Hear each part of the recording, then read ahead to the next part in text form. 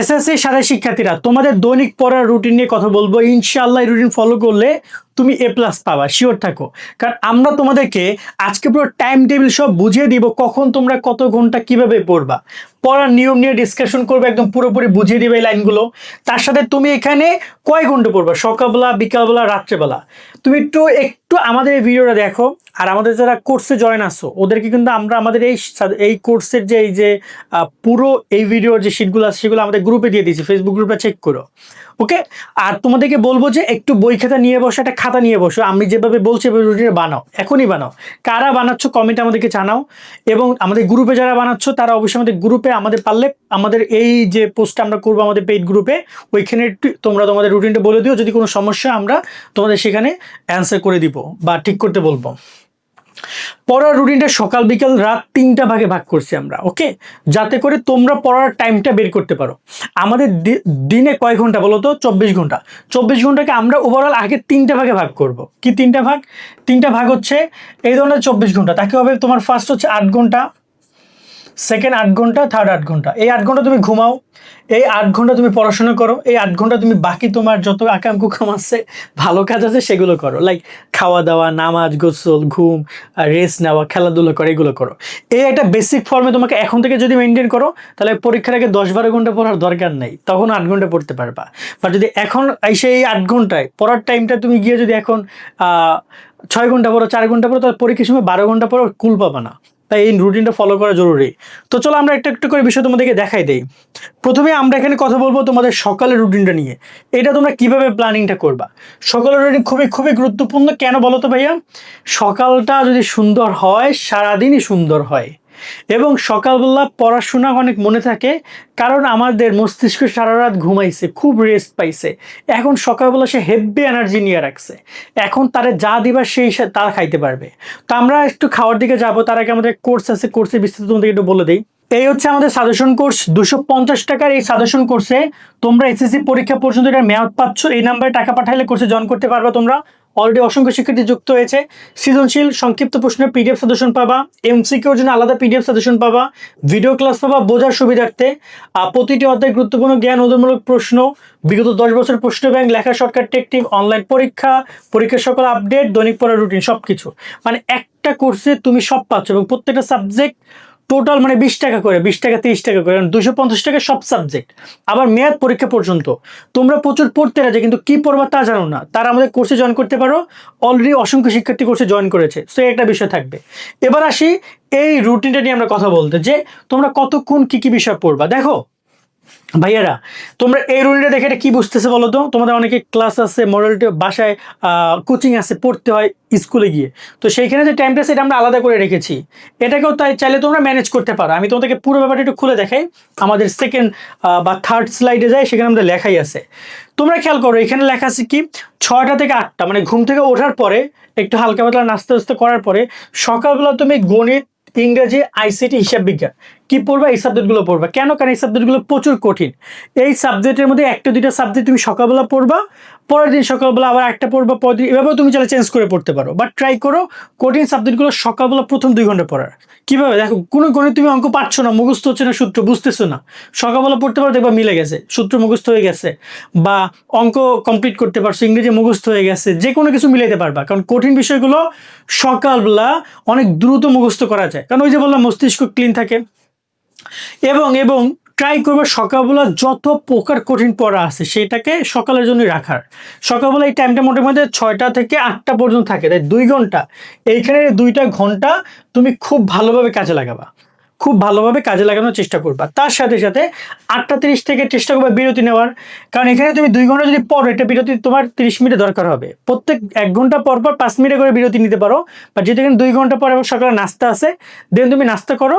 নাস্তা করার পরে তুমি 8টা 30 থেকে 10টা 30, এখানে আরও 2 ঘন্টা। এই 2 ঘন্টা যদি তুমি বাসায় থাকো, অনেকে আবার কোচিং আছে 9টা 10টা দিকে বেরোয় যাও, ওদের ম্যাটারটা আলাদা।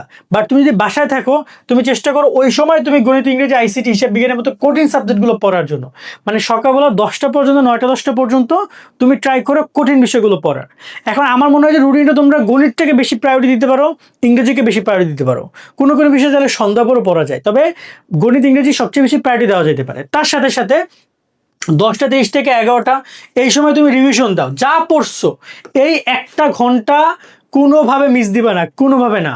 রিভিশন দেওয়ার ট্রাই করো, কারণ তুমি সকালবেলা যা পড়ছো তুমি যদি এইটা রিভিশন দিতে পারো, চোখ বন্ধ করে বলো যে আমি এতক্ষণ কি পড়ছি, আমার সেটা মনে আছে কিনা, এটা রিভিশন দাও, লেখালেখি করো, মুখস্থ যেটা করছো সেটা লেখার ট্রাই করো। এই 1 ঘন্টা দিতে পারলে তোমার এই সকালবেলা যা পড়ছো সেটা একদম 100% সার্থক হবে।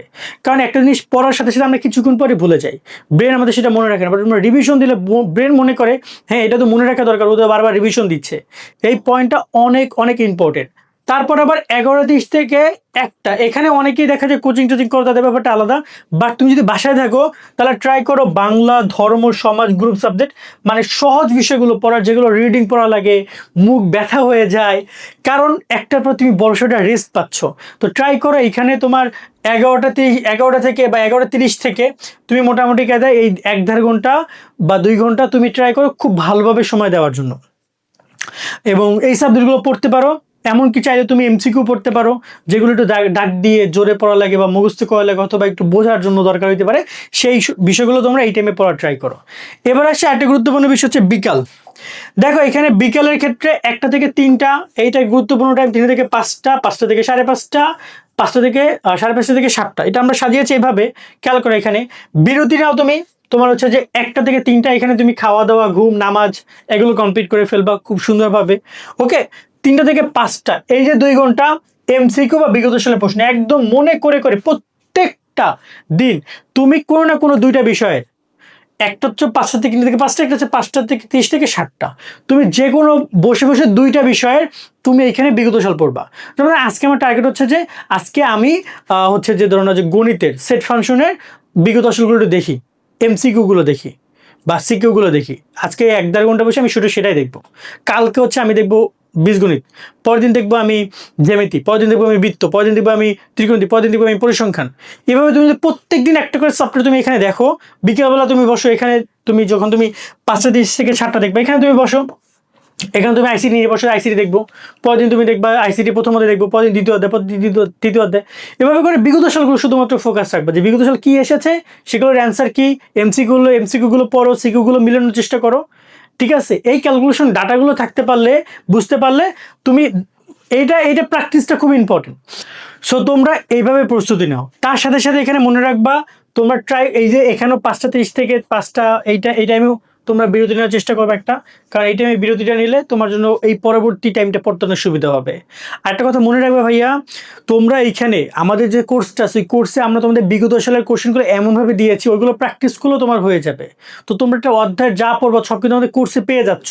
এই কোর্সে অলরেডি অনেক শিক্ষার্থী যুক্ত হয়েছে, গত বছর যুক্ত হয়েছে, তোমরা চাইলে জয়েন করতে পারো।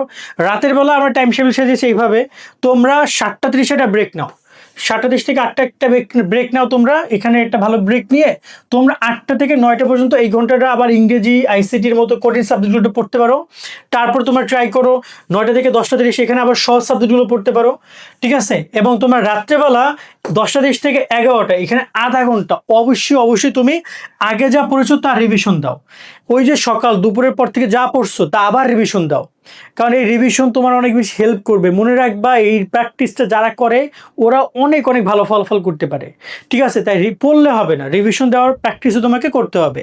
এবং এখানে যদি বলে এখানে 1 ঘন্টা রয়েছে, এইখানে তোমার রয়েছে 1 ঘন্টা 30 মিনিট, আর এইখানে রয়েছে তোমার 30 মিনিট। সো ওভারঅল এই হচ্ছে তোমার পড়ার, এখানে রয়েছে তোমার টোটাল প্রায় 2.5 ঘন্টা, 3 ঘন্টা এখানে। আর যদি আমরা কথা বলি এইখানে তোমার যে বিকেলে রয়েছে, বিকেলে তোমার পড়ার জন্য রয়েছে, এখানে রয়েছে 2 ঘন্টা, আবার এখানে রয়েছে 1 ঘন্টা 30 মিনিট, এখানে প্রায় তোমার 3.5 ঘন্টা রয়েছে। ঠিক আছে, একইভাবে আবার আমরা এখানে কথা বলি, এখানে তোমার রয়েছে টোটাল প্রায় 5 ঘন্টার মতো, সরি 5 ঘন্টা না, এখানে তোমার আরও তো যদি এখানেও 1.5 ঘন্টা ধরি, সো এখানে প্রায় হিউজ টাইম আছে পড়ার জন্য। এখন এখান থেকে তুমি পড়ার টাইম বের করো।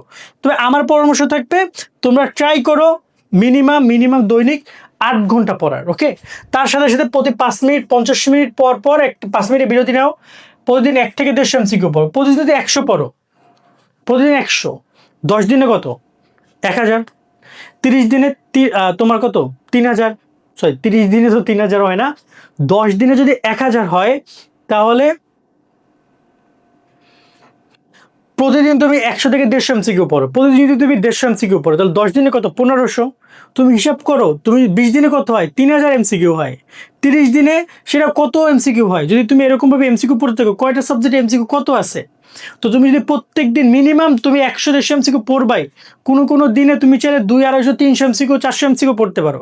যদি তুমি 300 এমসিকিউ পড়ো 30 দিনে সেটা 9000 এমসিকিউ। তোমার বই থেকে 9000 এমসিকিউ আছে টোটাল। সো তুমি যদি 9000 এমসিকিউ পড়ো, মানে টোটাল সকল বিষয়ে 9000 এমসিকিউ নাই, 9000 এমসিকিউ নাই সকল বিষয়ে। তো তুমি যে প্রতিদিন 200-300 এমসিকিউ প্র্যাকটিস করতে পারো, তোমার কিন্তু আর কিছু লাগে না। তার সাথে দৈনিক অন্তত 2টা সিকিউ লেখার অনুসরণ করো। কেন? কারণ তোমার পরীক্ষা আলটিমেটলি আসবে লিখতে হবে, সেখানে পড়লে হবে না। তাই লেখার প্র্যাকটিস করো, 30 মিনিট আগে রিভিশন দেওয়ার ট্রাই করো ঘুমানোর আগে, এবং দৈনিক 8 থেকে 10 ঘন্টা ঘুমানোর চেষ্টা করো, মিনিমাম 7 থেকে 8 ঘন্টা। একটা ঘুম তোমার পড়াশোনার থেকে অনেক বেটার কিছু। কারণ তুমি যদি সঠিকভাবে না ঘুমাও, সারাদিন জেগে থাকো, ওই পড়াশোনা করে বেশি দূর যেতে পারবা না, অসুস্থ হয়ে পড়বা। তাই ঘুম পারফেক্ট হইতে হবে, খাবার পারফেক্ট হইতে হবে, বিশ্রাম পারফেক্ট হইতে হবে, তার সাথে সাথে পড়াশোনা পারফেক্ট হইতে হবে। এগুলো সবই একসাথে চলতে হবে। ক্লিয়ার? আজকের মতো ভিডিওটা এখানে শেষ করছি ভাইয়ারা। সকলে অনেক অনেক ভালো থাকবা। আল্লাহ হাফেজ।